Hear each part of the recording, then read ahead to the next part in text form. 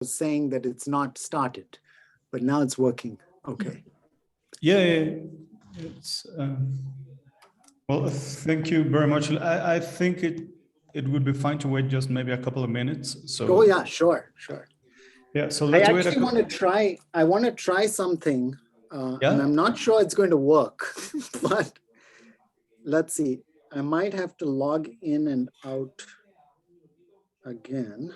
Let me see if I can do this. If this doesn't work, then I will just do the slides and not write. But if I can, I want to try and see whether I can write on my slide while you see me. Let's see if this works. So do you see? Yeah. Okay.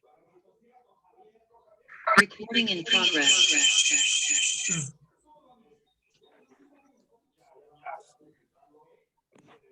You have to mute one of the devices.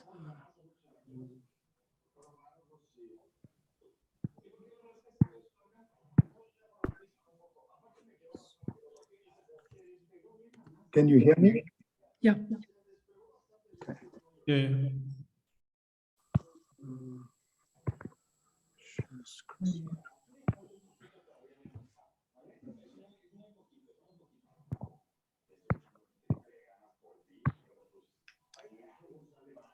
Okay. Great.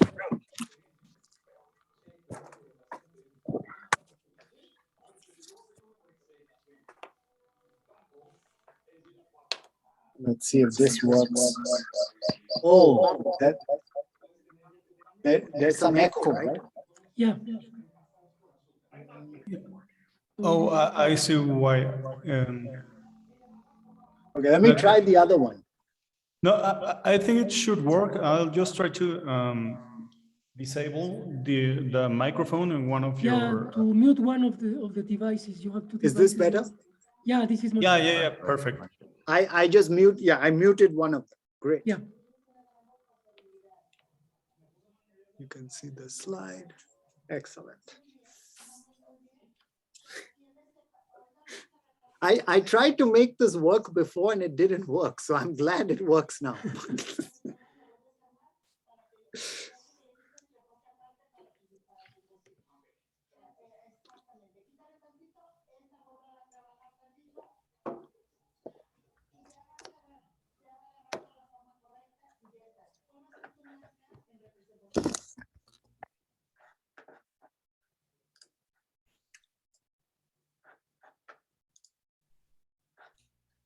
So, I am very jealous that it's, that I cannot travel to Mexico because it's so much better weather. It's so cold here now in Wisconsin. It's not funny. Yeah, no, here it's really nice. We have 27 degrees more or less, and all these days it's just like that. So yeah. A bit dry, but nevertheless, yeah, it's. I think you told me, I don't know, a couple of months ago that you were like minus 30 or something. Minus like 40. In January this year, it became minus 40, and minus 40 is the same in Celsius and Fahrenheit. It's where the graph crosses the diagonal.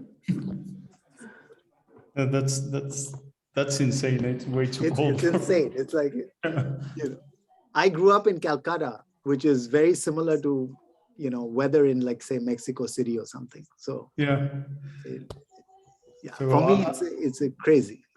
Yeah, I can imagine. Well, let me see. 12. I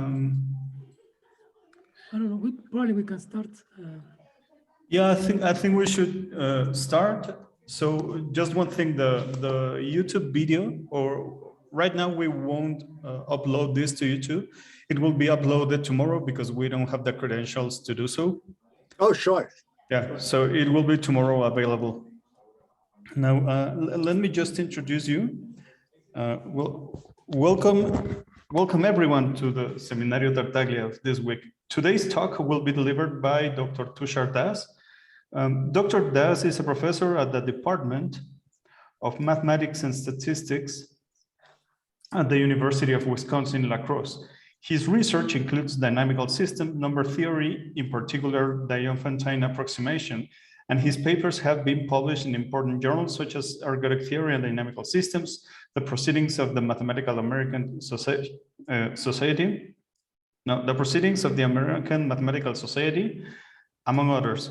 Moreover, and this I find it quite impressive, one of his papers, co-authored with Lior Fishman, David Simmons, and Marius Urbanski, was the topic of one of the talks at one of Oberwolfach's Arbeitsgemeinschaft.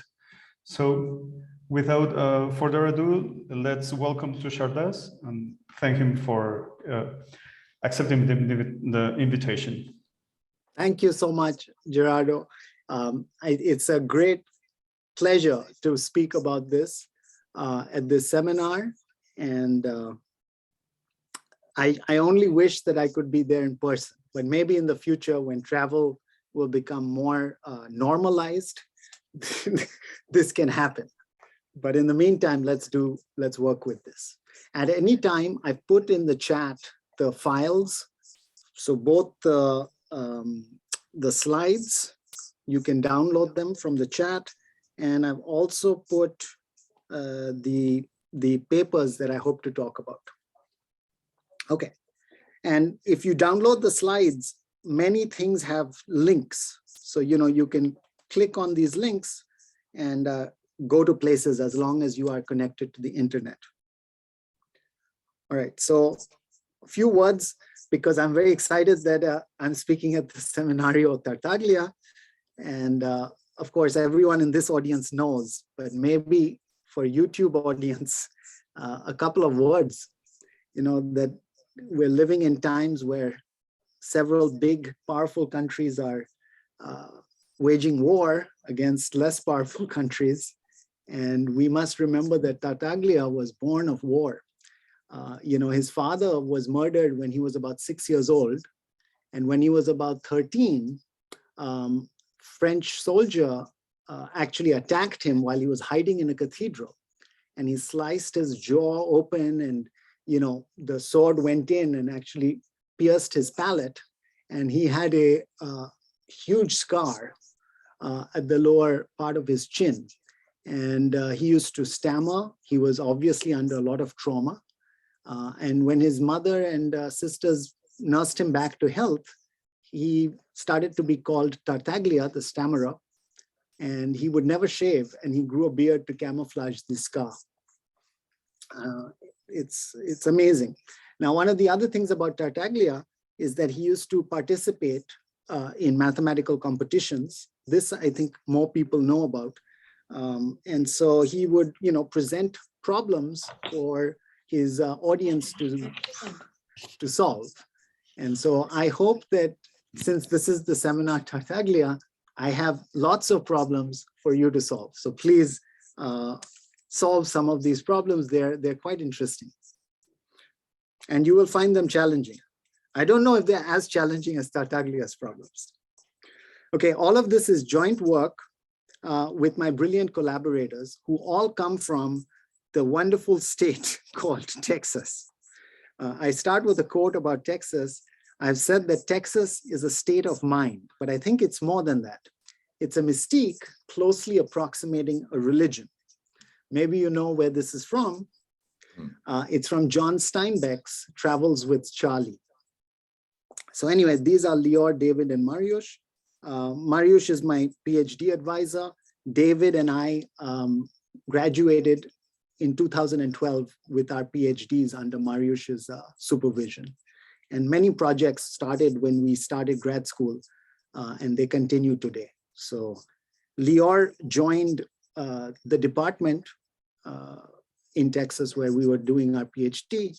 He joined the year before we graduated. And within that 1 year, I don't know how many papers and projects we started. So that's also another bunch of papers with Lior. So these are the papers I'll talk about today. And keeping with the historical tradition, since this is the seminar Tartaglia, at least I hope to give you some nice, fun mathematical history apart from new results. So I like this quote by Barry Mazur, who says sometimes a line of mathematical research extending through decades can be thought of as one long conversation in which many mathematicians take part. And Mazur himself, who's known most recently for his work on number theory, actually started out as a topologist. So I'm going to start with a conversation with a very ancient algorithm, probably one of the oldest non-trivial algorithms that humans developed. And, you know, it was developed in Greece, India, China, England, Holland, all over the world. And it started off with the simple idea of if you're given two integers, then if one of them is not zero, then you can divide the first one by it. Okay, and so here's an example. If I look at 87 divided by 38, then the division algorithm gives me these very nice numbers, 2, 3, 2, and 5. After this, there's no more remainders, so I stop. So here's a neat way to visualize 87 over 38. This algorithm can be visualized nicely, symbolically in this form. So there are those numbers, 2, 3, 2, and 5. Now, this already was a big jump. It took a while before people started writing this. But I like to also show you a geometric way that must be familiar to lots of you, which is to see the numbers 2, 3, 2, 5 as 2 units in this direction, 3 units in this direction, 2 units in this direction, and 5 units in this direction. You know, and of course, this is 87, and this is 38. Now, if you start with a rational number, this process terminates. But we are not interested in rational numbers. We're much more interested in irrational numbers, where this process does not terminate and we keep going, right? Like, for example, if I had the square root of 2 plus 87 over 38. And at any stage, please pause and interrupt me. Just ask me questions if I'm not being clear. Or if you just have any questions in general. Okay, so where did I learn about continued fractions? I first learned about them as an undergraduate in St. Andrews. And I tried to, for students and researchers who are not so familiar with the subject, this is literally the order in which I read from the time I was an undergrad to the time I was a grad student. And this is the chronological order. This is undergrad, this is the in-between undergrad and grad, and these are grad. So these are an excellent collection of books. I cannot recommend these more. If you haven't heard of these, please try and get them. Some of them are available just by clicking on the link, and you can get copies. Okay, so what is the continued fraction algorithm got to do with this Gauss map? So the Gauss map is the map x maps to 1 over x, which is this black graph right here. But then I'm only going to restrict to the unit interval. So I'm only going to look at it mod 1. Okay, so I take this graph and slide all the pieces down until they fit in this picture. Now, let's take another look at it. So here are the infinitely many branches of that Gauss map. And what I've drawn here for you are the inverse images. Okay, so the inverse is of each of the branches are what I am going to use to define a conformal iterated function system. Okay, so this is going to be my running example, a continued iterated function system.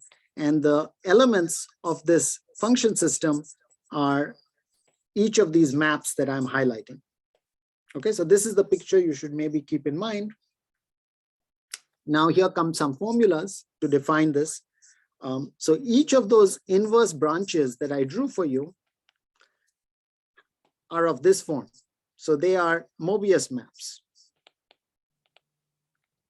or linear fractional transformations.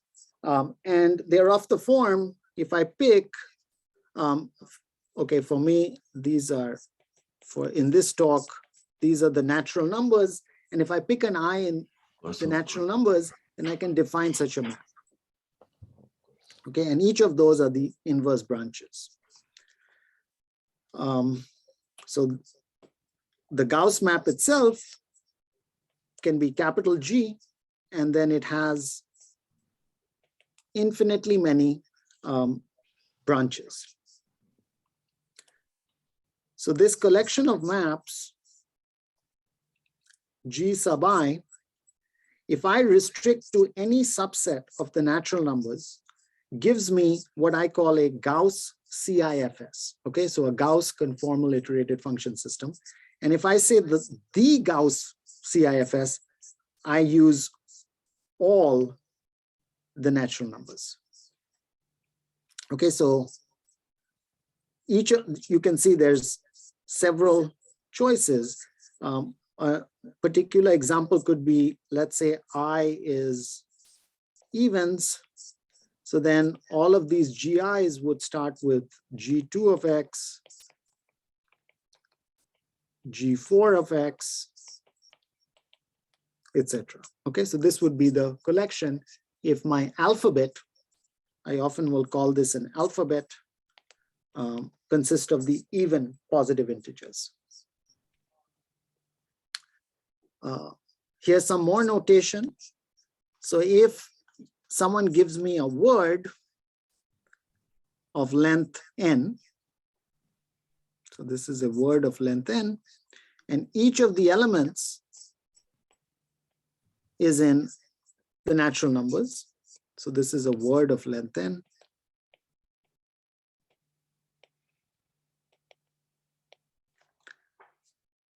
Each letter is a natural number.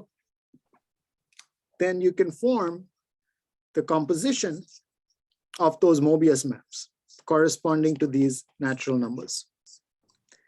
And if you do this composition, you immediately see the connection with continued fractions.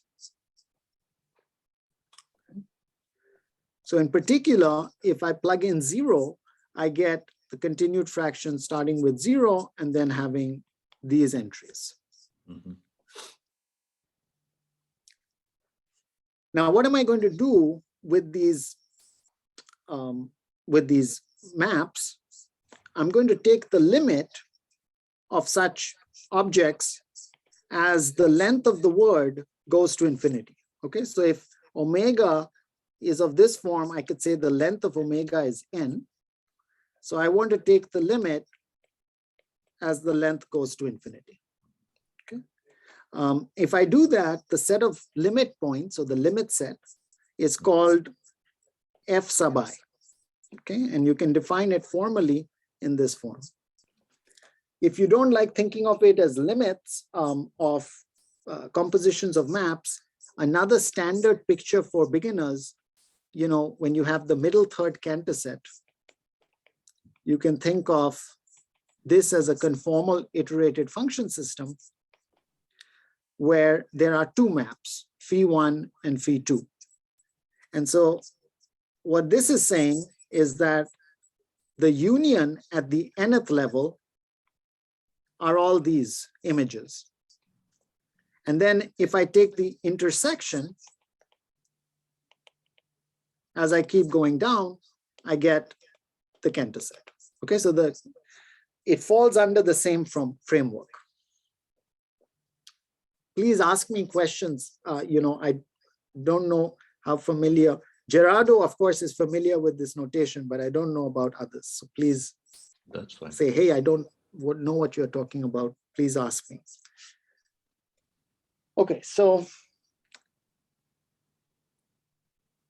if you want to forget about the iterated function system and think about points on the real line, the set of limit points is basically all the irrational numbers in your interval whose continued fraction entries, okay, these omegas, all lie in the set that you picked, the alphabet.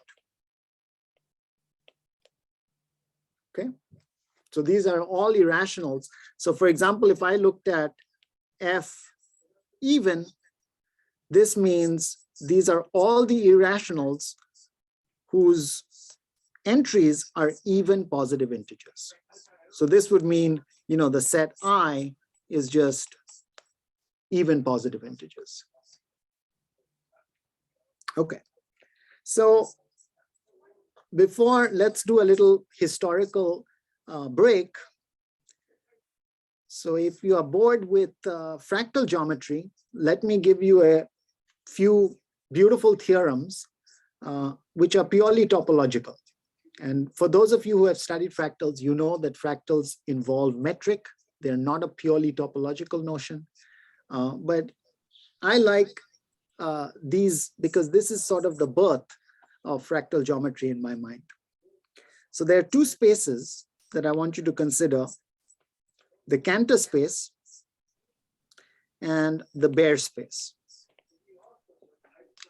Now, the examples I just showed you are Baire spaces, but if you let your alphabet have finite cardinality, then you are in the Cantor space setting. Okay, so for example, if I was 1 and 2, then F sub I would be all irrationals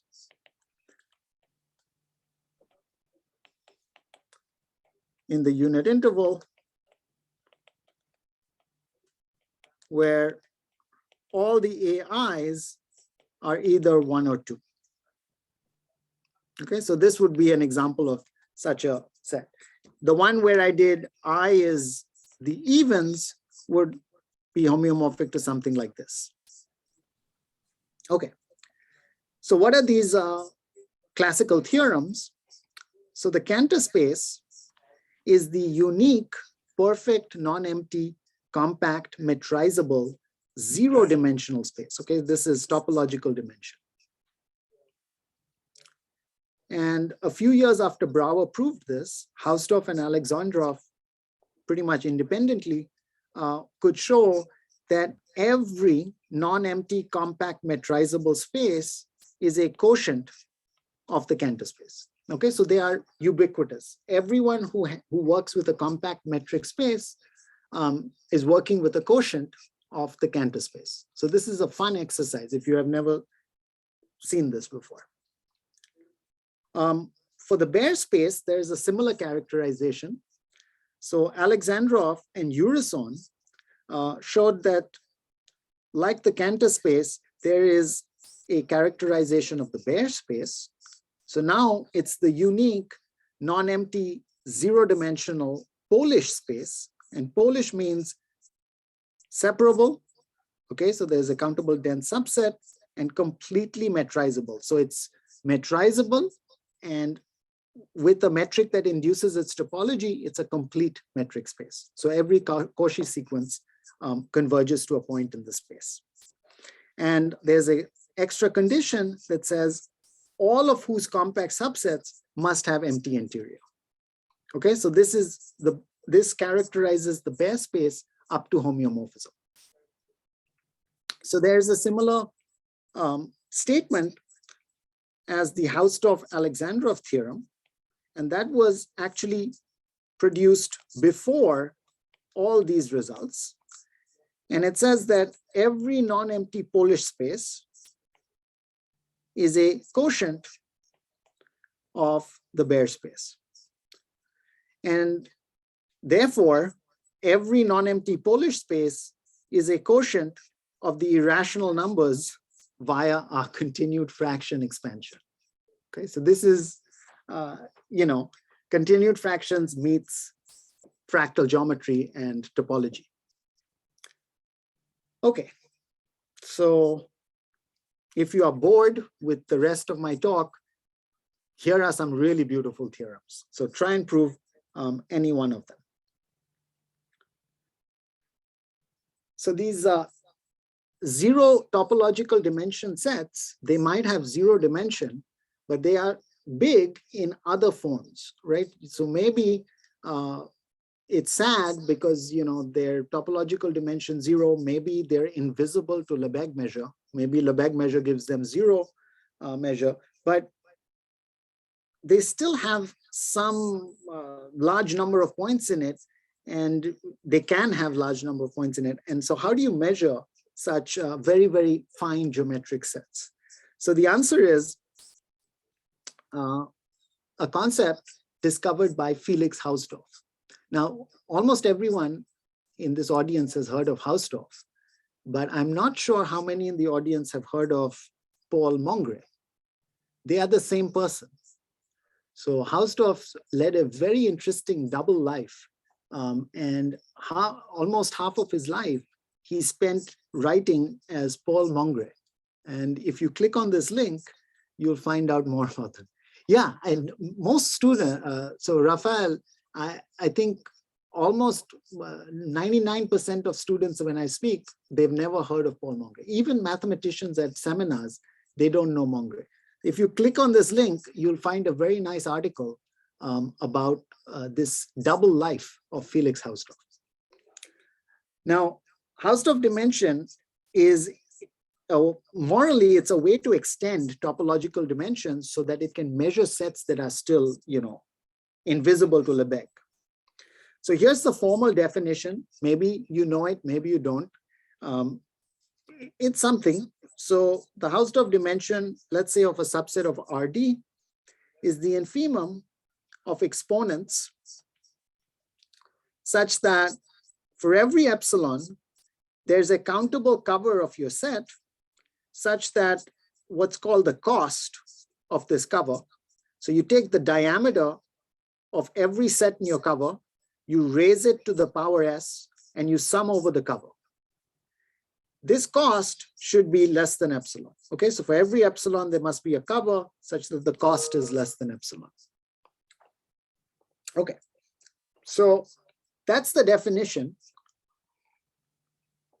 It's not very useful when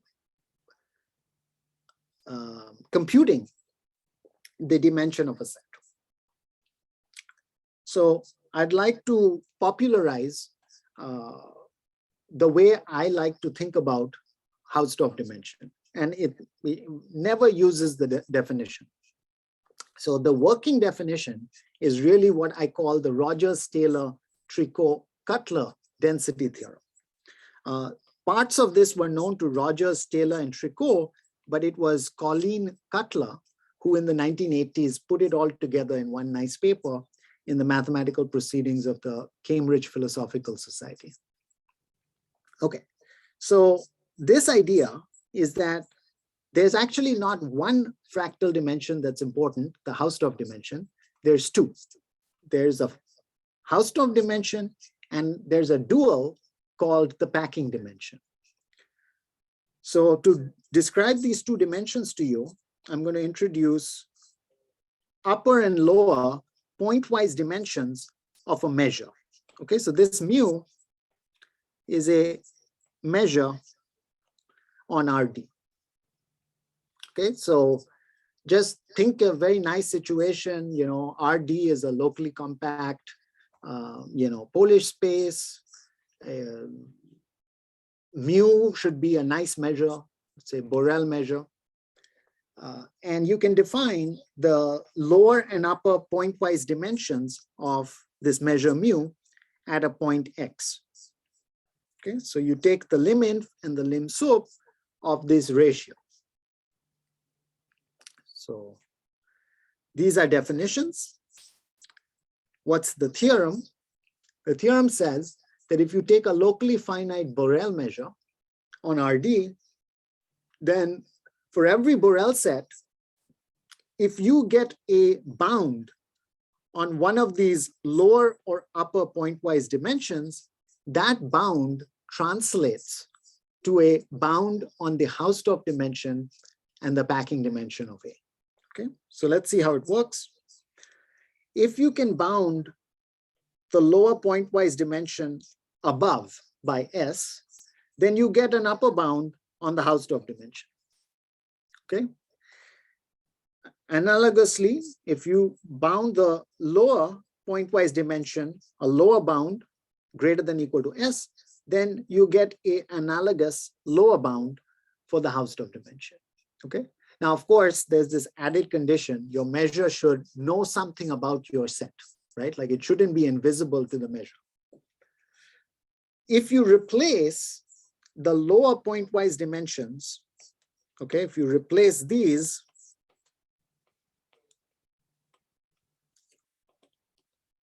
with these, you are going to get bounds on the packing dimension.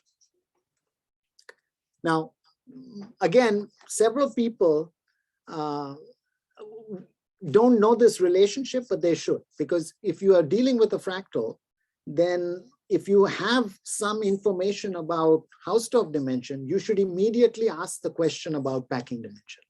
Now, in several classes of fractals, they're equal, but there's plenty of fractals where they're not equal. And you can understand, hopefully, by this duality, that they're really two sides of the same picture. Okay, and a nice reference for this theorem and the proof is this beautiful book by Kenneth Faulkner. So when I was an undergraduate at St. Andrews, Faulkner taught me fractal geometry. So that's the guy who wrote this book actually showed me this, and I was in his class. And so for us, it's not natural. But if you are not used to studying fractals from a geometric measure theory point of view, maybe you have not seen this before. Okay, so now I want to come back to continued fraction fractals. Okay, so fractals that are created by conformal iterated function systems that are, the Gauss CIFSs that I described before. Okay, so computing fractals dimensions are actually very, very complicated. And I want to show you some highlights about such computations. So I'm going to let my alphabet, be the first n positive integers, okay?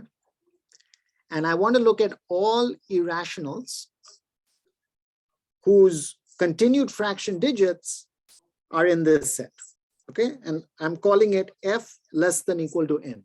That's the set. Now, the first person to have a result on the Hausdorff dimension of this set was Yarnik. And in 1928, very much using the arithmetic of continued fractions, he got upper and lower bounds for this set. Okay, and these are the bounds.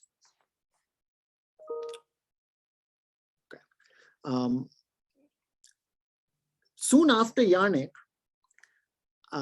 in about 1949, Kurzweil, some of you may have heard of Kurzweil because of the Kurzweil-Henstock integral that generalizes the Lebesgue integral and sort of, brings back Riemann's original idea. But Kurzweil was a student of Yarnik, and Yarnik gave him this problem as one of his PhD problems. And in Kurzweil's thesis, he actually improved Yarnik's bounds, and he got tighter bounds on the Hausdorff dimension of f less than or equal to n.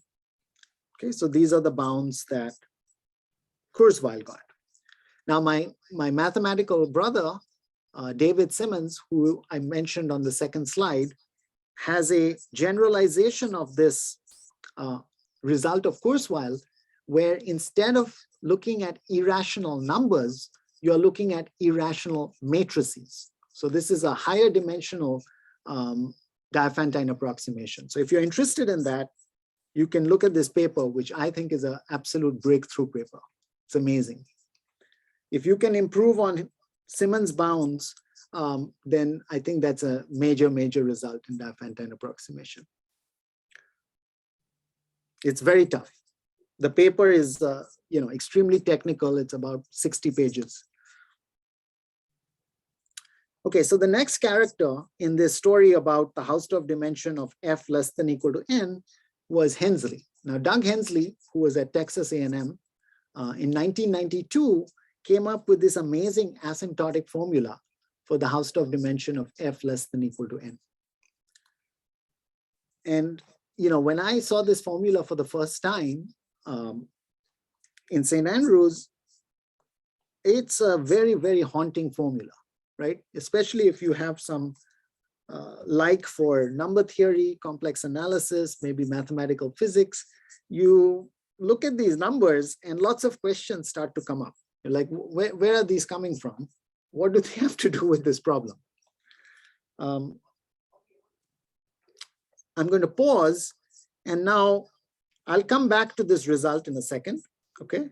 Let's call this Hensley's formula. Hensley. And I'm going to change and talk about not f less than equal to n, but let's talk about f greater than equal to n. Okay, so the other major character calculating Hausdorff dimension of fractal sets was Abraham Besikovich. And at Cambridge, there was a mathematician called Good who wrote his undergraduate thesis under Besikovich and Hardy's supervision. And in 1939, he won the best paper in Cambridge University. They have a prize for their math majors for the best thesis, and the 1939 Smith Prize was awarded to Good, where he managed to get bounds on this set. Now, this set is much more complicated than f less than equal to n, and you'll see that in a few slides. Okay, so these are Good's bounds. And Good's bound from 1941, we had to wait. There were other people like Cusick, Gerhard Ramharter, and finally, Johann Jerisch and Mark Kesselbaumer proved an asymptotic formula of this form in 2010. Okay, so this is the state of the art. Now, so far, all I've shown you are bounds and asymptotic formulas, right? Less than equal to asymptotic formulas. What about numerically computing the fractal dimension of these sets? Now, this also is extremely challenging. And I just want to show you that Yarnik in 1928 in that first paper,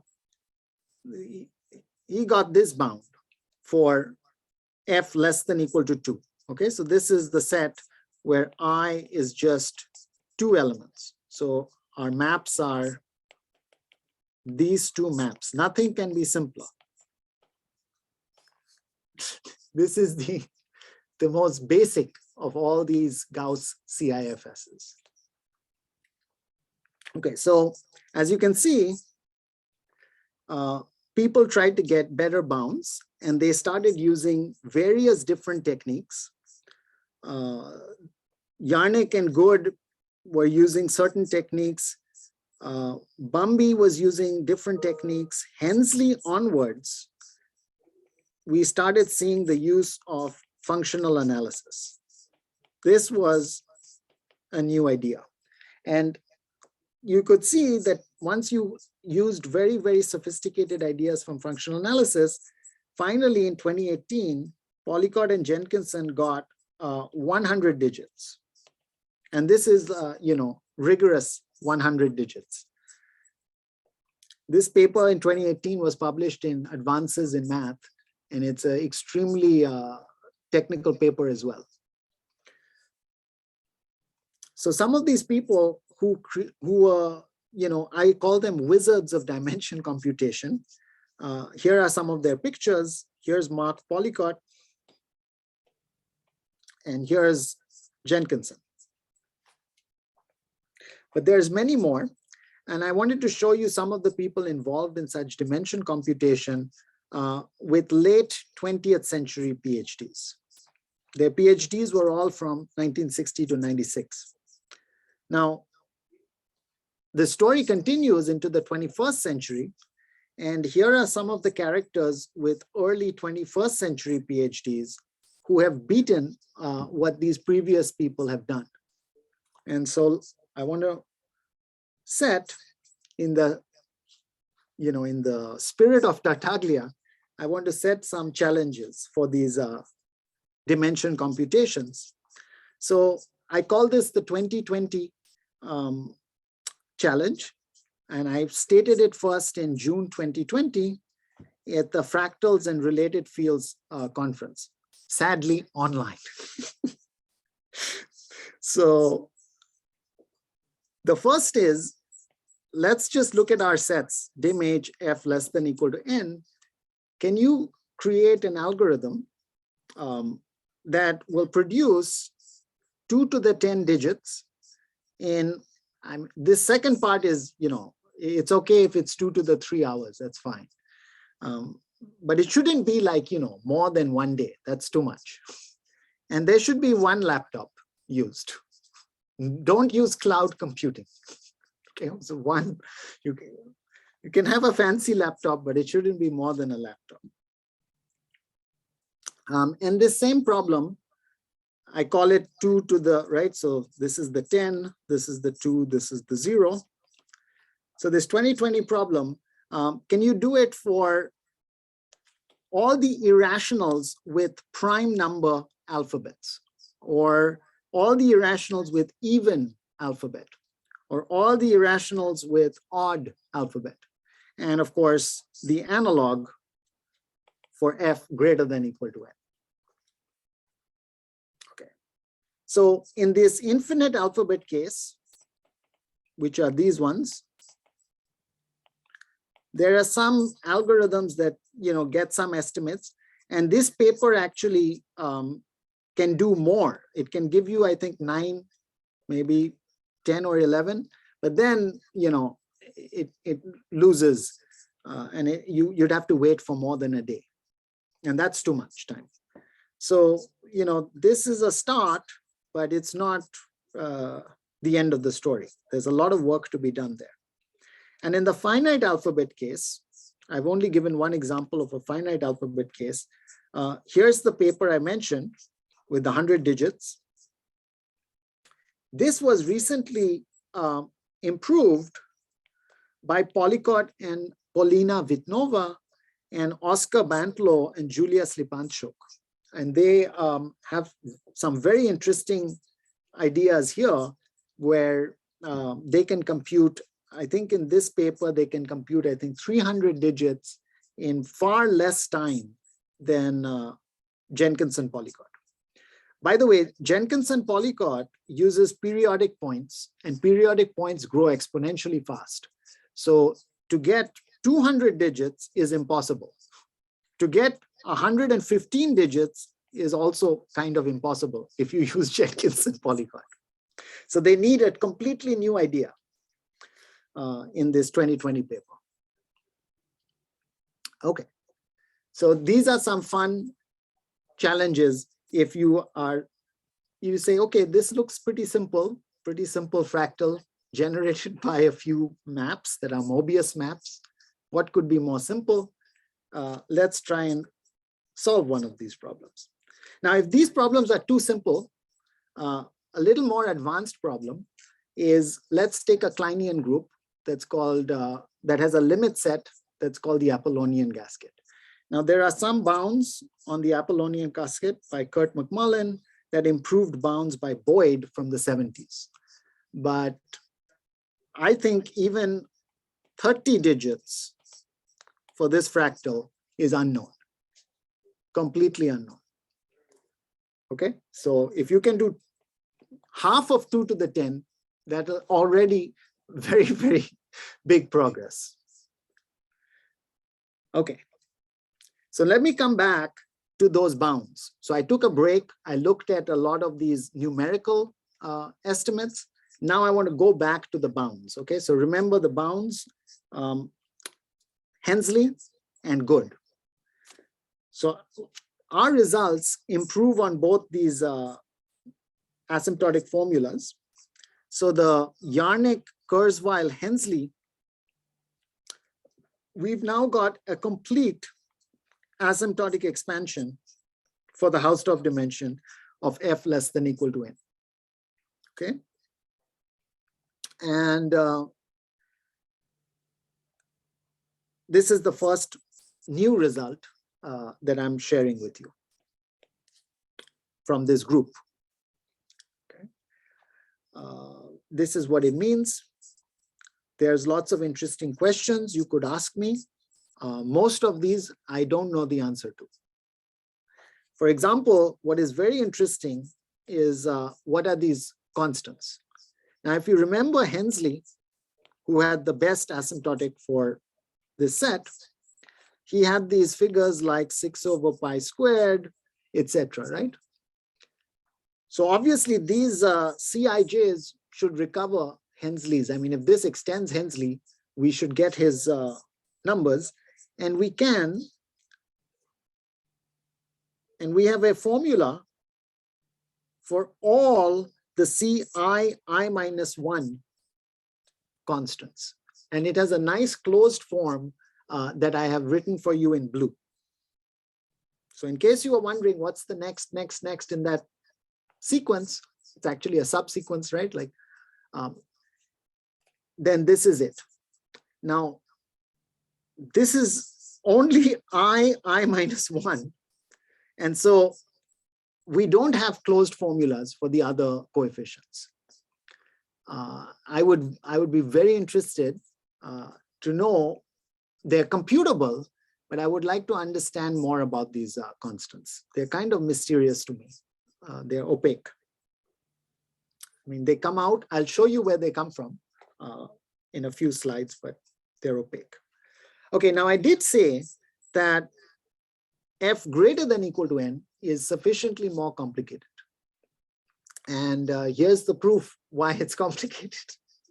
Because if you look at the good result, those bounds, this is what the asymptotic expansion now looks like. That's the complete asymptotic expansion for the dimension of f greater than equal to n. Now, at this point, I usually like asking my audience that if you have seen such series in your mathematical life before, then please email me and tell me, because I have not. And I have asked many people about this, and I've got very interesting answers, but I so far have not seen these before. So if you've seen similar looking series, please tell me, because I would like to learn about that. Yeah, it's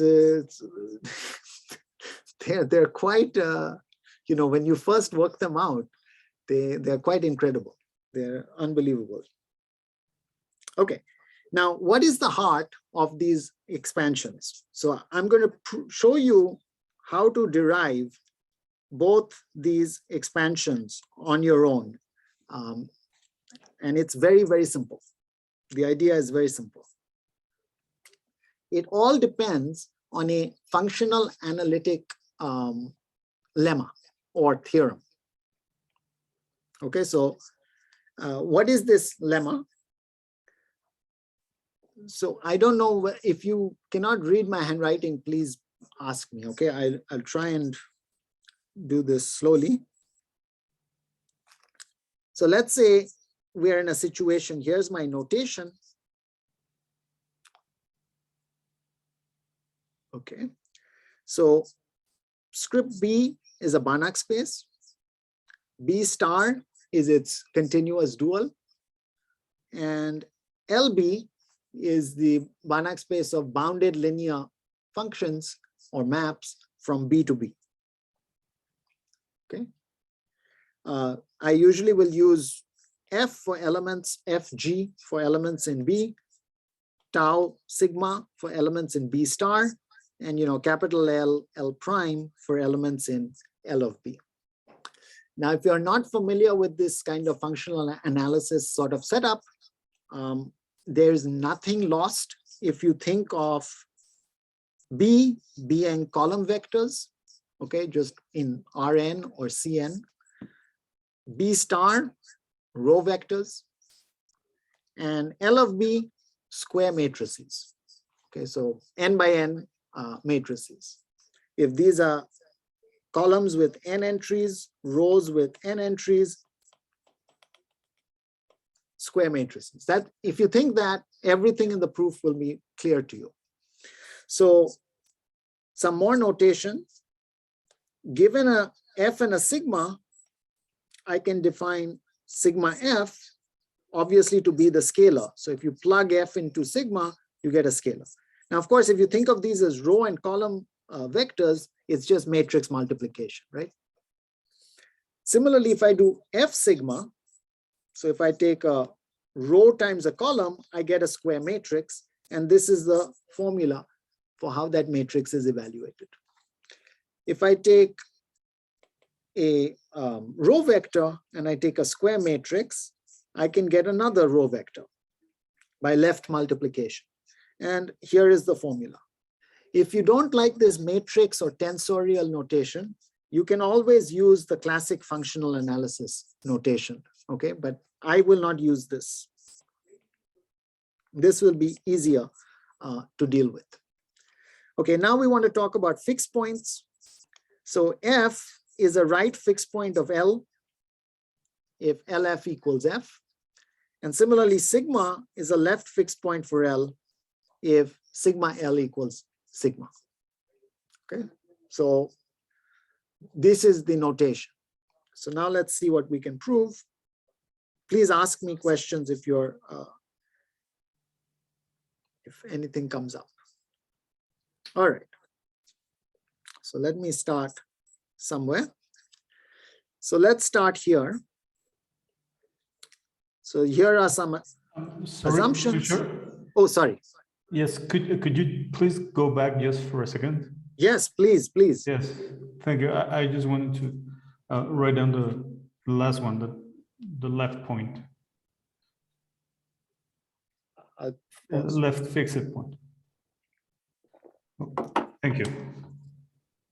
Yeah. Thank you very much. So, you know, this is like L, and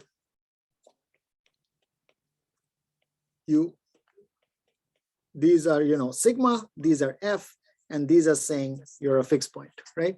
From the right multiplication or the left multiplication. Okay. So let's say we have a situation where we have a Banach space. We have a L and L prime, two bounded linear operators on your Banach space. L has a right fixed point, G. L prime has a right fixed point, G prime. And L also has a left fixed point, mu. Now you need a certain normalization condition.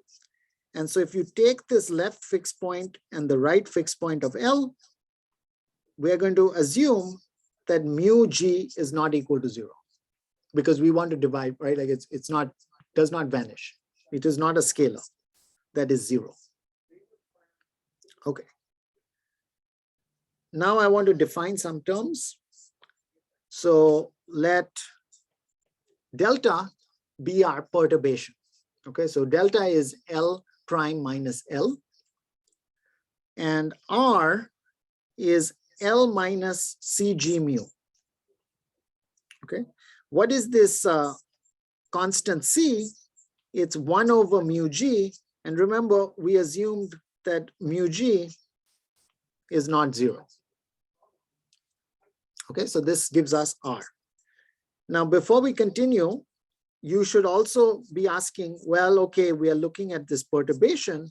So if R is L minus CG mu, there is a corresponding L prime minus CG mu. And so just as you have R, you also have delta plus R. Okay, so this is also, I mean, you can think of this as a definition, but it's not. It follows from delta and R. Okay. Now we are going to want conditions so that I can invert 1 minus r and 1 minus delta plus r. Okay, so I want to be able to do this.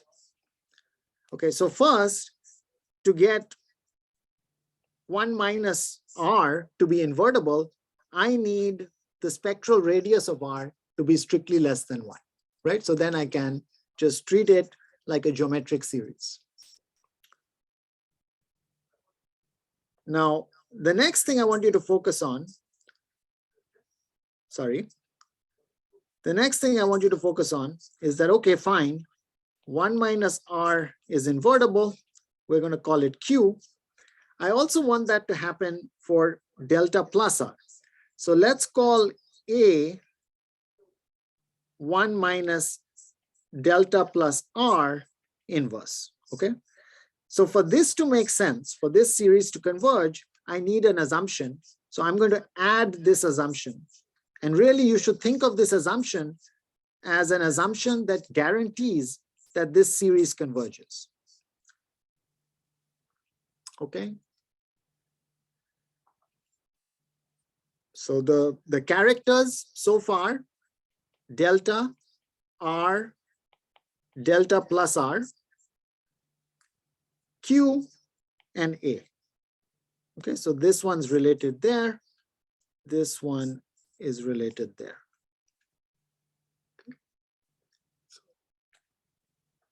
We're good with the setup so far. Please ask me to pause or, just. Okay. So the first claim is that if I take this operator A and I multiply it by 1 minus L prime, then mu is in its kernel. Okay. So why is this true? Let's think about it. So I know that L prime has a right fixed point. And since it has a right fixed point, that means it's the kernel of 1 minus L prime is not 0, right? So 1 minus L prime is not invertible. And if 1 minus L prime is not invertible, if I precompose by another operator A, then that also is not invertible, right? So this assumption right here has got me that 1 minus L prime left multiplied by A is not invertible. So I can rewrite this in this form. Okay. And notice that this operator is not invertible if and only if this scalar is equal to 1. Okay. So why is this true? I have written this as an observation number 1. So observation number 1 is, if I take an element in my Banach space and I take an element in the dual, sorry, this should be star. Yeah. Then 1 minus F sigma is an invertible operator if and only if the scalar sigma F is not equal to 1. Okay. So 1 minus CAG mu is not invertible if and only if I swap, right? So if I do mu of CAG, this should not equal 1. And since that's a scalar, it can come out. Okay. So again, let me just summarize. The fact that this kernel is not 0 has now given me this. Okay. Now, if you have C mu AG equaling 1, then remember, what is mu of A times 1 minus L prime? Well, I know that A times 1 minus L prime is the same as 1 minus CAG mu. And so clearly now I can get that I have found that this is equal to 0. Okay. So please ask me questions about this claim that we just proved. If we're good, I will continue.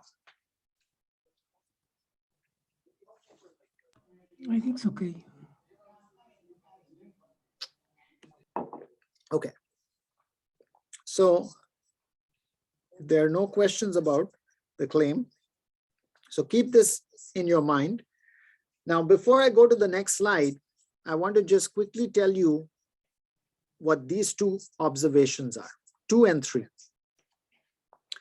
So the fact that LG is equal to G translates to this Q, right? Also having the same right fixed point. So if L has a right fixed point G, this implies Q has the same right fixed point. So that's observation 2. And mu having a left, so mu is a left fixed point of L, so that means mu is also a left fixed point of Q. Okay.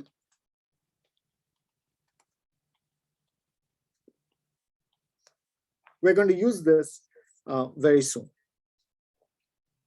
All right. So now let me take my equation that you agreed on and start there. Okay. So at this level, I want to turn this equation into a scalar equation. So to do that, I'm going to right multiply both sides by G. Okay, so I'm right multiplying by G, and then let's see what I get. So I'll get mu A times 1 minus L prime times G equals 0. Now this is a scalar equation, okay? So the 1 minus L prime, I want to bring delta into the equation. So to bring delta into my scalar equation, I'm going to add and subtract L. So if I add and subtract L, then notice I get 2 terms whose difference is 0. Now the first term, mu A 1 minus LG, is going to be 0 because G is a right fixed point of L. So now what happens is this equation gets converted into this scalar equation. Okay, so the first equation is an operator equation, but the second one's a scalar equation. So mu A delta G equals 0. All right. If you like, this is the punchline. This can be thought of as the end of the perturbation, lemma. This is the goal, and we have achieved it.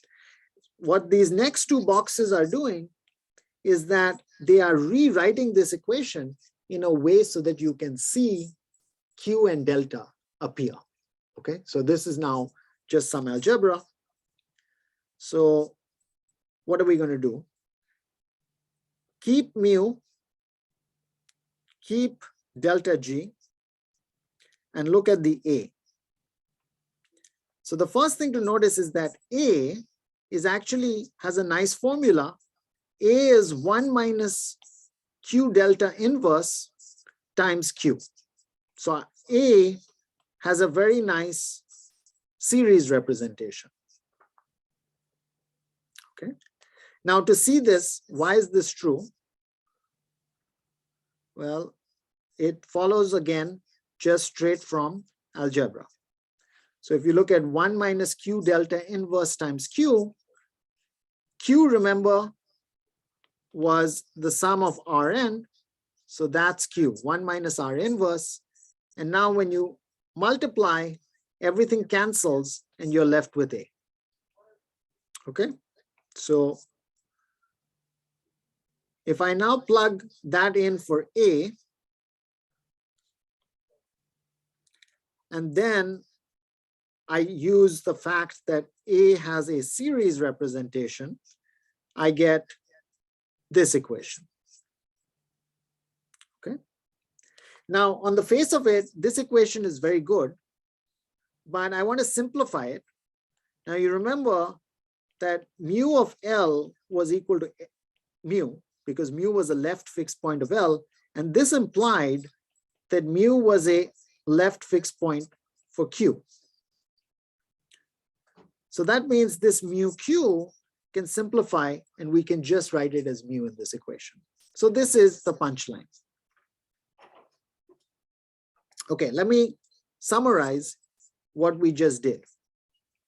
So if I have two operators that are bounded and linear, and they have right fixed points G and G prime, and mu is a left fixed point of one of the operators. You're going to assume, it's enough to assume one of these. Let's assume that both of them are not equal to 0. Doesn't matter.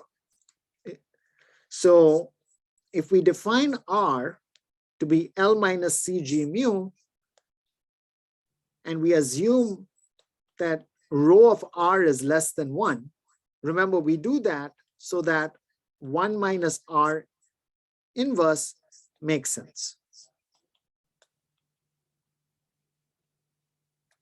And this is what we define as Q. So there's Q, and there's our perturbation, delta. So now, if this condition is satisfied, remember, this is the condition that guarantees that this series converges. So if this condition is guaranteed, then we get this nice scalar equation. Okay, so that's the perturbation lemma. I'll just pause for a second in case anyone has any questions here.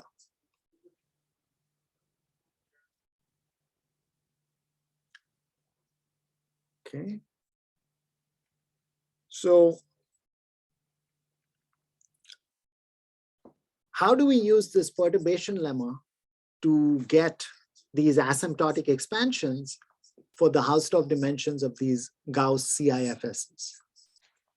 And the idea is we're going to use a beautiful idea that originated with Bowen's work, Rufus Bowen, and it goes under the title of the thermodynamic formalism.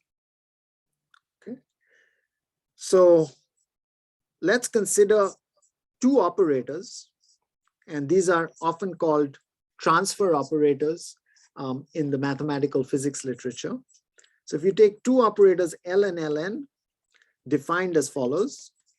Okay, so please note that L is an infinite series, Ln only goes up to n. Now, the other thing to notice is that in the definition of Ln, there is a number delta n right here. Okay, and this delta n is what we are after. It is the Hausdorff dimension of f less than equal to n. Okay. So this first operator L is called the Gauss-Kuzmin Versing operator. And this operator L has a right fixed point, which is 1 over 1 plus x, and its dual fixes Lebesgue measure. So L star has Lebesgue measure as a left fixed point. Now, the fact that delta n is defined to be the Hausdorff dimension of f less than equal to n is if and only if the spectral radius of Ln is equal to 1. Okay. Now, this is the secret. If this Hausdorff dimension equation is translated into spectral information, this spectral information, of course, tells you about eigenvalues and eigenvectors. So this equation is equivalent to the fact that Ln has a positive function as a right fixed point, and its dual has a positive measure as its left fixed point. So these are equivalent statements. This is very interesting if you've not seen this before. This is a way to compute Hausdorff dimension in this particular scenario. Okay, so how do I now get the asymptotic expansion for f less than equal to n? Let's take the perturbation lemma and let L equal the Gauss-Kuzmin inversing operator, and let L prime equal Ln. Now, when you apply the perturbation theorem, you're going to get this scalar equation. Now notice, in this equation, there is a delta n inside here, right? Because the delta n is inside L prime. So if you've got a delta n inside here, solve that for n, for delta n, and then see what you get, right? So really, it's like, you know, you're thinking about this as a formula. Delta sub n is some function of n. So what would you do? You've got a scalar equation. You want to solve for delta n, so you can use the implicit function theorem. Now, to help you speed up, Euler-Maclaurin actually turns out to be very useful in certain cases. And if you solve for delta n, you end up with our first result. Okay. Now, for the second result, same idea, but you want to switch things around, because now instead of looking at f less than equal to n, you want to look out at infinity towards f greater than equal to n. So this part stays the same. I'm going to let L prime still be Ln, but I'm going to change L. So L is no longer going to be Gauss-Kuzmin inversing, but it's going to be h nu, where nu is the Dirac point mass at 0, and h is the function that is identically 1. Okay, so it's like a density. So Lf of x would then become just f of 0, just evaluation at 0. That's all. Now, if you do the same thing and you use the perturbation theorem and you solve the scalar equation for delta n, now you will get this asymptotic expansion. Okay, so I think I'm now slightly over time. So let me just pause. Gerardo, I mean, how much time should I stop here, or? I don't. I mean, I would say like 5 minutes, because I'm really enjoying the talk, but I don't know about I don't know if everyone else is okay with it. I finished teaching before this, just before this 4 o'clock seminar. So, I mean, I can talk. I'm happy to. If others want to leave, that's, you will not. You know, it's fine, because I think Gerard also. Oh, we don't. Okay, good. Oh, okay. If you need to leave early, please don't feel bad. All right. Yeah, I mean, I think it would be all right to have, say, 5 to 10 minutes more. Sure. Yep. Okay, so I wanted to keep things extremely simple and show you how to derive 2 results, right? Using this functional analytic idea that I was calling the perturbation theorem. Now, actually, the results are a little more general, and we can do the same trick for a class of iterated function systems that we call point accumulating conformal iterated function systems. Okay, and I'm not going to state anything about these systems. You can look at it in the paper, but I wanted to give you a flavor for the most famous sort of CIFSs that could show up here. Now, these asymptotic expansions actually are convergent for certain alphabets. This was very surprising to us. But you know, when you're using implicit function theorem, if everything lines up correctly, yeah, it's not so surprising maybe that we get convergent series expansions. So for example, here is a fun example. Let's look at the Fibonacci sequence.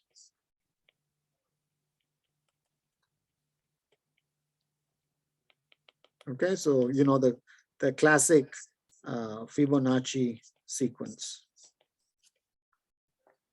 So if I take my alphabet, let's say, you know, Fn is going to be all irrationals in 0, 1 whose continued fraction entries belong to this set. Okay, so up to n.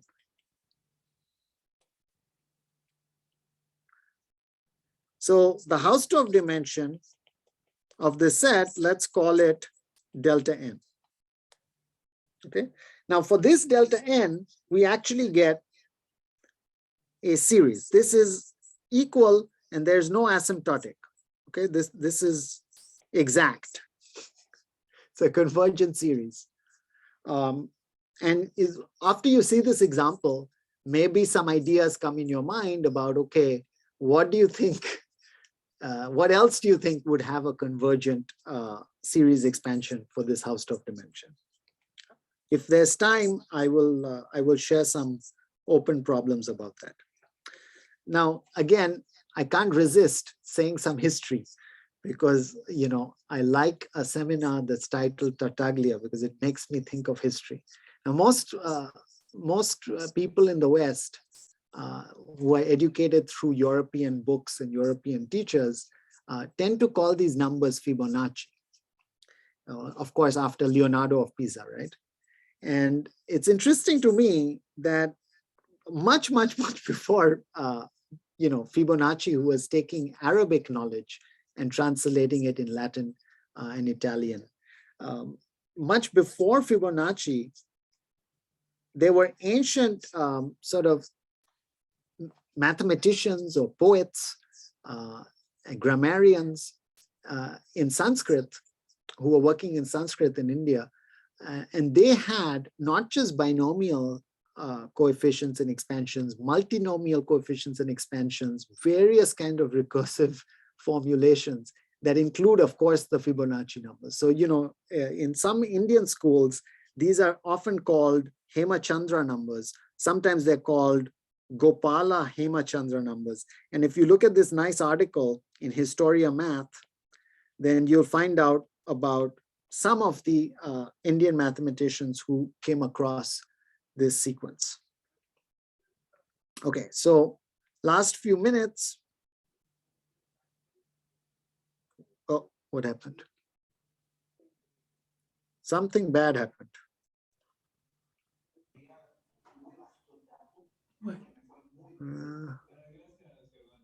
I don't know what happened.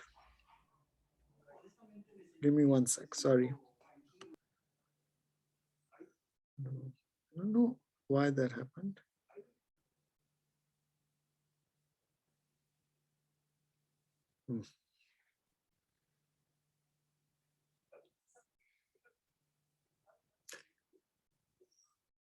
Okay. Recording in progress. Sorry about that. Okay.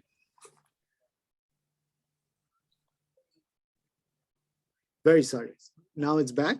Okay, so the thing about Fibonacci I was saying is that it actually should be true that if you use any constant recursive sequence, then this would lead to convergent series as the asymptotic expansions.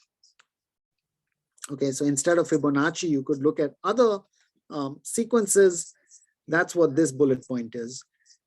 Instead of iterated function systems, you could look at graph-directed Markov systems and try and do what we're doing for graph-directed Markov systems. There are also connections to open dynamical systems. So these are dynamical systems where you iterate the map, and then once the map gets a point inside a particular set, you could call that the hole or the trap, then you stop the dynamics. These are often called open dynamical systems, and these f less than equal to n, f greater than equal to n should make you think of open dynamical systems. So there you could try and get asymptotic expansions for sets in those scenarios. Now, if you want very concrete problems, these first two are very, very broad. If you want very concrete problems, here are the simplest three conformal iterated function systems for which the methods in our paper cannot answer. We don't know how to get asymptotic expansions for their Hausdorff dimensions of, everything up to a certain point. So here they are. They're all infinite alphabet conformal iterated function systems. This one is the easiest to describe. This is a Gauss CIFS where you look at only prime number alphabets. Okay, so the set I is equal to primes. Okay, this one is slightly different. This looks like x maps to 1 plus x to the n times 2 to the minus n. This again is not a point accumulating CIFS. And another very nice example is the co-Cantor set. Now, many of you know the Cantor set. The co-Cantor set is equally interesting. What is the co-Cantor set? Instead of looking at the closed intervals, look at the open intervals. So look at the gaps. Okay. And look at the map that sends the gap to the unit interval. Those are similarity maps. Look at the similarity maps that map the gaps to the interval, and those are the generators. Take their, right? So for that set, I don't know how to do the asymptotic expansions. If you want to again go to higher dimensions, instead of real complex continued fractions, you could try and do this with complex continued fractions.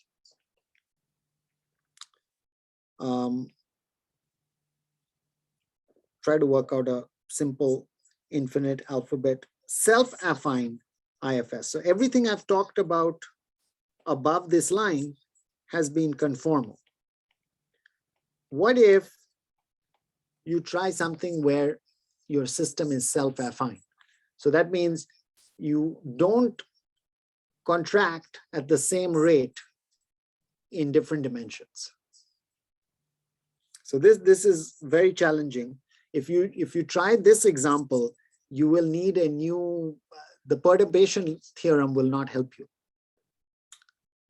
But maybe some ideas, new ideas can come into the perturbation theorem, and you could try and attack this problem. But this is very, very interesting, but also very challenging. Okay, so I'm going to leave some of this out about the dimension spectrum. The slides are with you. You can see the questions, but I don't want to talk about it now. Maybe I'll just end by saying that since I talked about conformal iterated function systems, some of you may be thinking of Fuchsian or Kleinian group limit sets or Julia sets, or these are coming from the iteration of holomorphic or meromorphic maps. So can you find some analog of such a theorem like these dimension expansions in the setting of Fuchsian or Kleinian groups or Julia sets. This again would be extremely, extremely interesting. So with that, I will say thank you for your patience, and I'm open for questions. Any questions, please? So, thank you very much for the nice presentation. It's really, really nice. So the last comment, when you say that for non-conformal is because your method is essentially one-dimensional or something like Yes. that. Yeah. And, Exactly. yeah. And the other question I have is, let me remind what was that? Yeah. So in order to apply the method, you really need to know the eigensystem for the unperturbed transfer operator. So in this case, it's simple, it's the Gauss map, and I mean the Gauss distribution and the Lebesgue measure. But right, yeah, in general, you shouldn't. I mean, you need something else in order to get information. Absolutely. Yeah. Absolutely. So in general, there is no simple way to get a closed formula for the, this density that you were, this distribution, right? That's a right fixed point, and it induces an invariant measure, which is a left fixed point. So in general, closed formulas are out of the question. It's, even this 1 over 1 plus x, this is very special for Gauss map, right? But in general, even if you don't have a closed formula for the invariant measure, right? Like a density times a measure, maybe there are other ways to handle it. Maybe there are numerical methods that could be used. But in most systems, I don't think if you try to look for a closed formula, I think this is not going to be successful. I may be wrong, but this is my impression. Yeah. So also there is this ingredient in the approach that in order to define R, what you are doing is to subtract to the transfer operator something in order for this to become invertible, because the transfer operator is not, so it's kind of a pseudo inverse or something like that. Yeah. Probably there is a like geometric interpretation for your my condition on the spectral radius. Yeah, no, that I understand, for the formula, for the scalar formula. Something, I mean, to at least in the framework of linear algebra, to say, well, this corresponds to, I don't know what. It's you are asking. It's a lovely question. Yeah, because I think there is a way to look at that in the framework of. It's very nice because you are trying to get because the dimension is a kind of eigenvalue in some sense. Yes. I'm using the fact that this is if and only if. Yes. Yeah. So you are like modulating the entries of the matrix in order for this to have a spectral radius equals to 1, but then. I would like to have a geometric interpretation as well. Yeah. I can tell you what I think of when I see the scalar equation.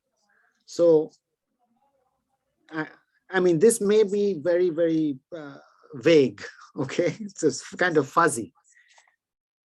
Let's say we take, a Cantor set with 2 contraction ratios, right? So if you take 2 contraction ratios, and these are similarity, just pure contraction and affine maps. So these are very linear, right? Like these are not nonlinear Cantor sets. So then if you have the contraction ratios, let's call them R1 and R2, then you know that there's a famous equation where if you solve this equation, you get the Hausdorff dimension of the Cantor set, right? Now, if you change those maps, instead of being similarity maps, if you change them so that they are conformal maps, okay, so they can be nonlinear, but with nice conditions on the derivatives, okay, so bounded and stuff, then this equation no longer works, right? Because the derivative is not constant. But what fixes it is what's often called Bowen's equation. Where this is the topological pressure. Yes. Now, in this talk, I didn't want to go deep into the thermodynamic formalism, but you know this equation, right? The pressure equation. Sometimes in the books I read, this is often called Bowen's equation. And this scalar equation that I showed you is a sort of generalization of Bowen's equation. So this is it's not a purely geometric meaning, but I like this question very much. I wish I had a better answer, but for now, this is the answer I have. Okay, thank you very much. It was very nice. I enjoyed it very much. Thank you. Thank you. I got a question in the chat from Raphael. So he said he has to leave, but he asked the following question. Do you get similar results for Luroth? I write this for the YouTube viewers. Luroth expansions. Okay, and this is a very interesting question because like continued fractions, like I showed you, there's a variety of numeration systems, right? And Luroth is one of them. I think the same methods would work for Luroth. But what would be very interesting is to see what in the expansions is different. So one thing I think we studied, now it's been many months, but if you do the same, if you do these two, right, for the Luroth, then what's very interesting, I think, is that the expansion, okay, the form of the expansion stays the same. But these coefficients, they are different. And sometimes you have to wait quite a bit before you see the difference in the coefficients. So I think that's already interesting. Another related question, which maybe some of you would find interesting, is, let's say this is the Gauss map. And the Luroth map is like a linearization of this map. This is Luroth. Okay. Now, so this is nonlinear. This is linear. And you can imagine there is a one parameter family of maps that perturb between Gauss and Luroth, right? It's like a homotopy. So as you move in this path from epsilon, let's say this is epsilon is 0, this is epsilon is 1. As you move along this path, then, something is changing. The form of the expansions for f less than equal to n and f greater than equal to n are changing, but I think there's something to investigate about how the coefficients change. So all of this is, I think, very, none of it has been published. So if you want to work on this, I think this would be a very, very nice project. Plus, even the Luroth example has not been written up. So That's a great question. I hope Raphael, when he sees this, this will be part of the answer. But of course, you can also email me. Well, Gerardo, I think, do you have some questions or? yeah, but I don't know. I think I better read carefully your paper, because I'm thinking more of a two-dimensional version of your results, if it's possible to get it. But for the Hurwitz continued fractions in the complex case. So, I mean, I know that there is this generalization of the Gauss-Kuzmin results operators given by Fritz Schweiger in a wide range of dynamical systems, which include Hurwitz continued fractions. So I think it would be nice to study things carefully to see if it carries over to this Schweiger's context. I think that's a lovely question. I mean, any two-dimensional generalization of this, you pick whichever continued fraction algorithm you want. There's a choice, as you know, right? Like in Schweiger's book. If you can do it for any of those numeration systems in complex numbers, it would be very, very interesting. I totally agree. It seems that computations will get more complicated, which the philosophy should be the same, but I think there might be some. I think you actually have to have some. It's not obvious, you know. It's not at all a corollary. There is some work to be done there, like you are saying. You know, another book that you might like is the Hensley book. So Hensley has a nice book on continued fractions. It's published by World Scientific. And if you look at the cover of that book, it actually has a picture of the density for the Hurwitz continued fraction map.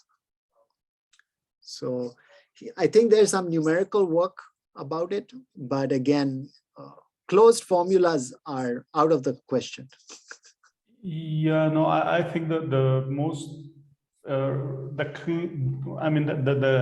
clearest description that I know is by Nakada and Ito and I guess, but they, as far as I can remember, they don't give a closed formula. They express the density in terms of another integral. So right. Yeah.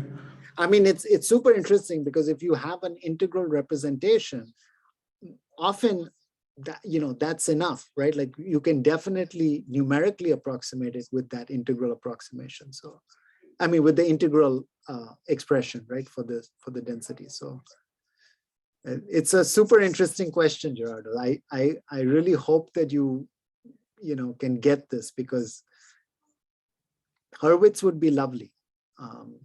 You know, even the ones, I don't know what the one I was describing, what this is called, but, you know, this picture. So these are, you know, you just take the same Mobius maps, okay?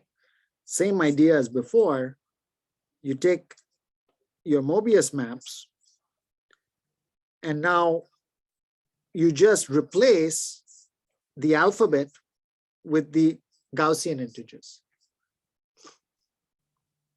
right? So instead of I running through n, so instead of looking at x maps to 1 over I plus x, you're now going to get a map z maps to 1 over one of these fellows plus z. And instead of the unit interval, you now need to take this ball. This is an invariant set. And the question is open for this continued fraction map. Yeah, I think it's a nice project to Yeah. do it at least for cloudy weekends. I used to say, well, some years. Well, unless there are, I have Please. a later question. First, thanks, Tushar, for the talk. I think it was certainly in spirit with the Tartaglia seminar. Thank you. Yeah, thank you. You know, I'm very interested in this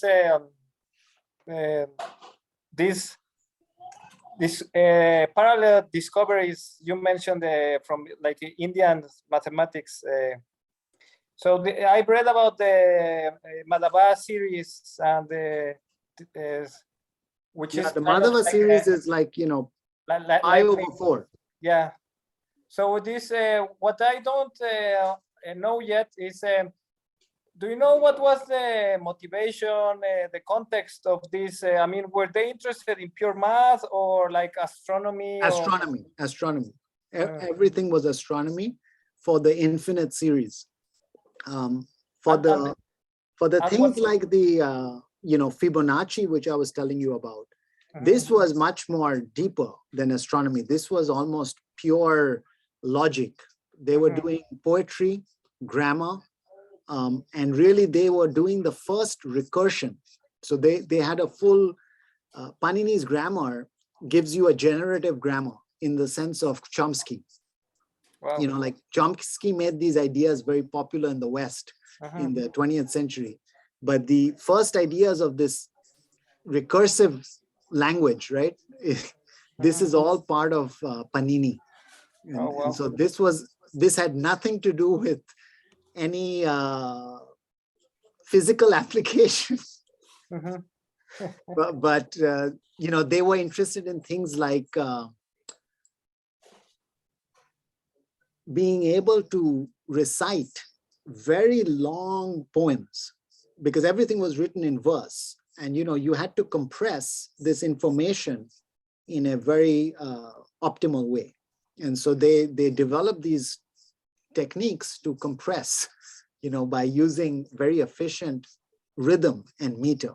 And you wanted to count what are the number of ways, right? You can enumerate these. And so this is how this Fibonacci stuff started.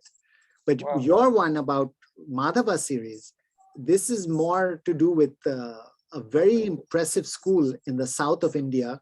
It's called the Kerala School of Math. It's on the southwest coast. And these mathematicians were very much interested in astronomy. So they were predictions. The years are more or less similar, but the school are completely different. Sorry, which two are you comparing? The one of the, sorry, I don't remember the names, but the ones you're mentioning about Fibonacci that were more interested. These Fibonacci fellows, Panini and stuff is very old, many centuries before. The Madhava was... so the Madhava series stuff, that was happening about 100 years before Newton and Leibniz. Okay, I see. So that's much more recent, much more recent. Okay. There's a very nice book by Kim Plofka. I write it on this. Kim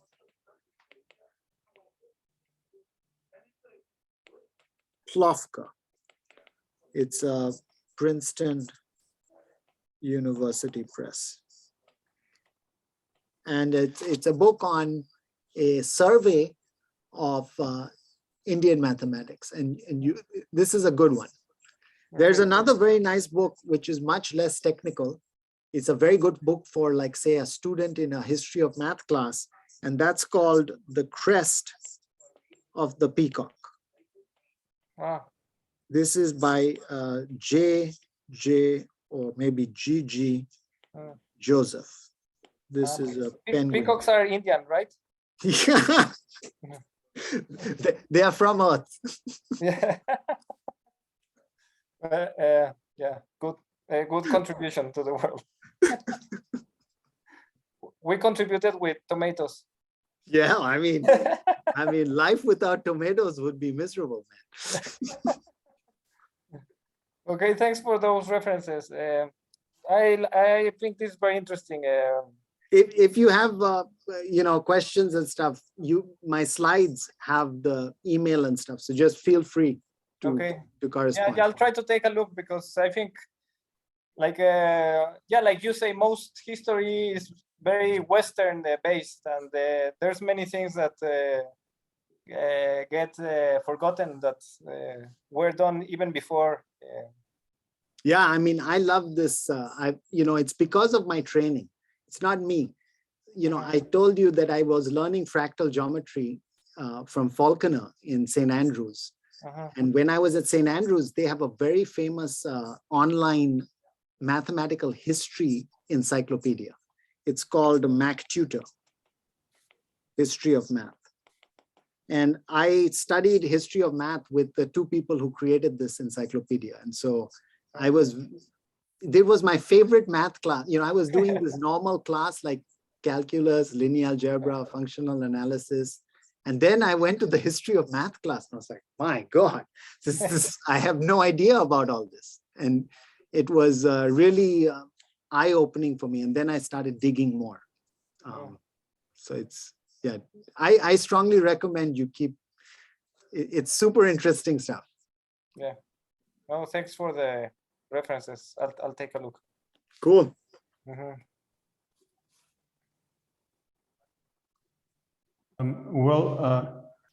There is nothing more for me to add other than thank you again for this, for your talk that I think all of us really enjoy it quite a lot.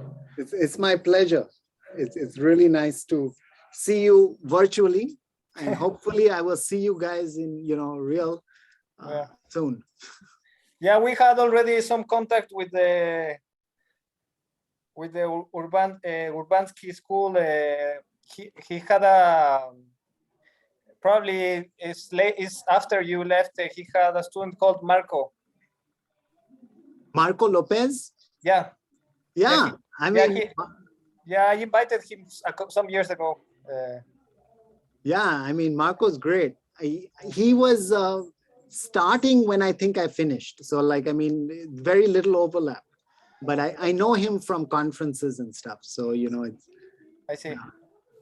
Yeah, he came some years ago, like 2 or 3 years ago. Maybe 3 or 4, I don't know. Yeah, the 2 years are gone, right? Like from our minds.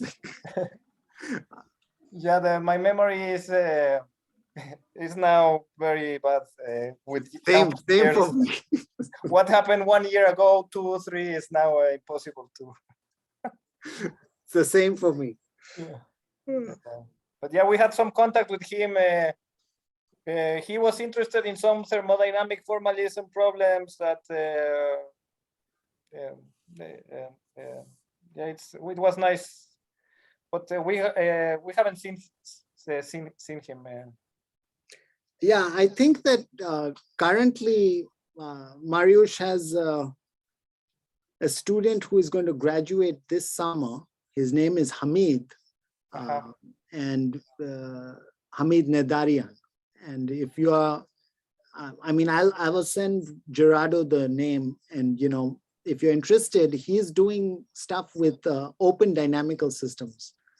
So Mariusz published 2 very long papers with Mark Polycott, where they were getting sort of asymptotic counting formulas in the setting of open dynamics. And so I think what Hamid is doing is Mariusz and Polycott's work was deterministic and conformal. And what Hamid is doing is that he's saying, okay, I want to try and make it random. I want to look at random conformal graph-directed Markov systems.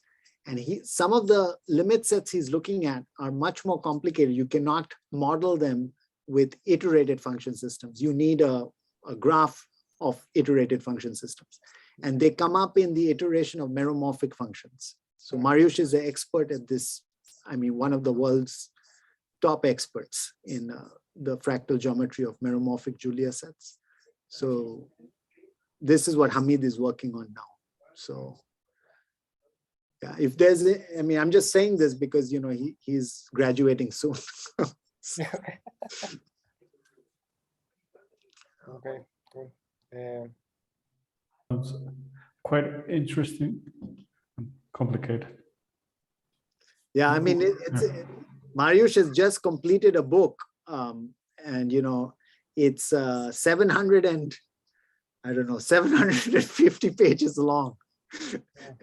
But it's very, I mean, you don't have, I mean, the whole thing is not about meromorphic Julia sets because he likes to set up the ergodic theory in the book, so you don't have to look at other books.